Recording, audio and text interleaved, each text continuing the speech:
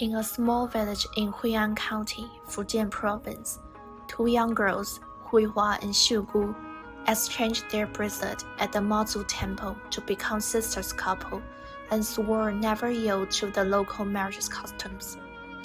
But that doesn't keep them from the fate of getting married. Twin Bracelet was released in 1989 and is the early work of Taiwanese female director Huang Yushan. At that time, she deeply felt the inadequacy of female-themed films and devoted herself to depicting the growth and marriage of women.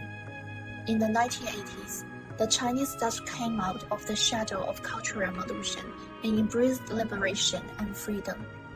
The new marriage law was issued in 1980, which not only revised the legal age of marriage but also allowed Chinese people to have the freedom to marry and divorce. 先未叫離婚啊？我嘛唔知啊。In the movie, we can see the impact of new ideas from the outside world on the small village that still stick to outdated marriage customs. 干你娘啊！肉麻死你了！不管怎么样，这是个规矩，能改变就不是规矩了。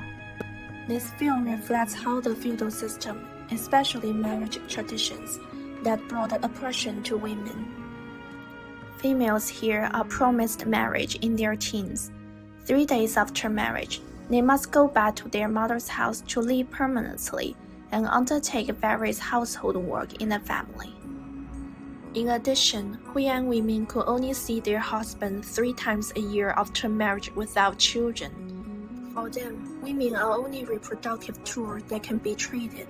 Under this kind of system, women, after the awakening of their self-consciousness, will face a similar condition and find individual power are difficult in resisting the deep-rooted feudal ideology, no matter what kind of person you are and what kind of way you choose. As in the movie, even Mei Zhen seems lucky enough to have a husband that loves her. After they are caught meeting secretly, the villagers only accuse the women and ask Mei Zhen's husband to beat her.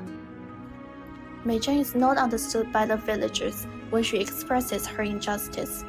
This stubborn system led to Mei Zhen's suicide.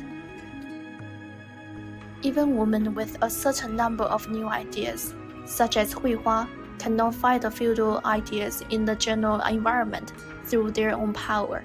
She has always brave enough to resist the local marriage customs, refusing to become a subordinate to her husband.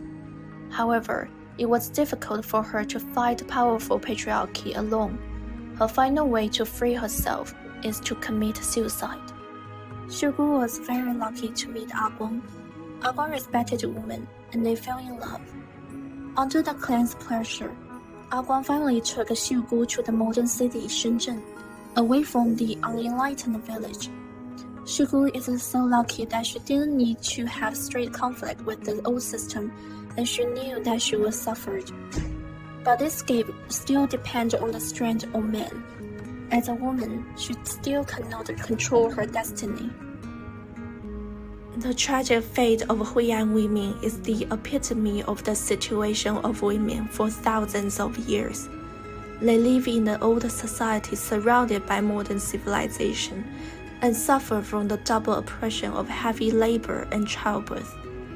The film shows the destruction of humanity by the old moral standard and expresses the voice of women's grief and indignation.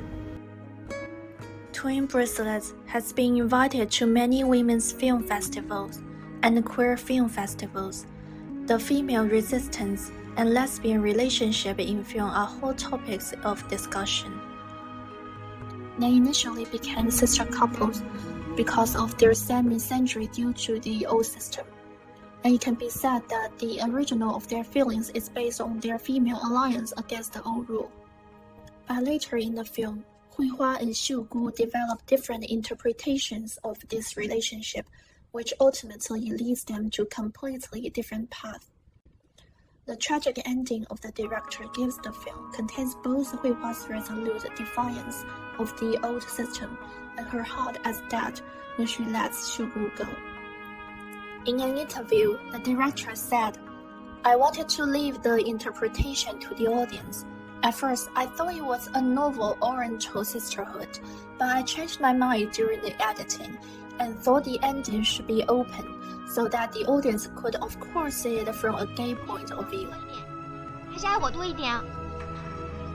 Huihua's obsession with Xiugu may be due to the extremely patriarchal environment, or perhaps it's the intertwining of youthful friendship and love.